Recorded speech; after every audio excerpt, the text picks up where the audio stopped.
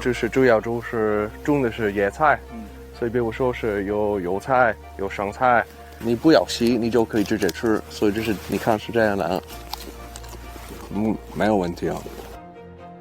但是我刚开始做这样的行业，都是问题。上大学时候，就是我有好多的是那个中国的是留学生朋友，我们在一起住，我们是特别好朋友。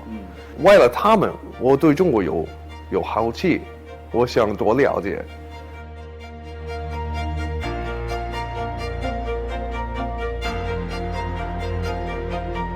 在中国，你去什么的公园都有活动的，就是有人是跳舞、玩游戏，我特别喜欢，就是在那个感觉，我就是很亲密的。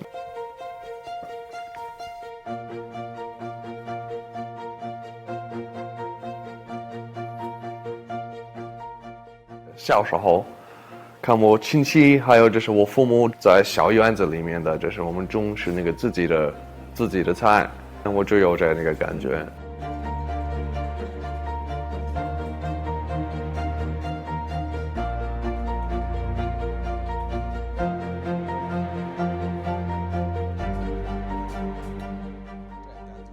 大部分的就是为了是北京的客户，然后这是包装完以后，这是员工呢，这是他们就给我拍照片了，这是在那个情况怎么样了？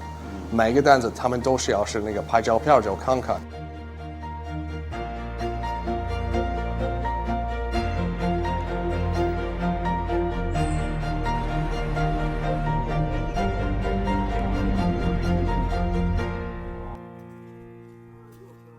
你自己会做吗？对，必须的。你把你的人群分一下，分一下，对分一下，引导一下消费。有一些那个技术方面的，technology，咱可以共同的讨论。这个是咱们天津，就我们天津设施这一块的品种的栽培技术用什么肥，什么品种，防虫网怎么弄，这个隔离膜怎么对，怎么特别专业的，特别专业。这个我给你更多的服务，好5岁的Thank you very much. 这个行业肯定有前途，中国有好的未来，相信，有自信，能坚持，这是最重要。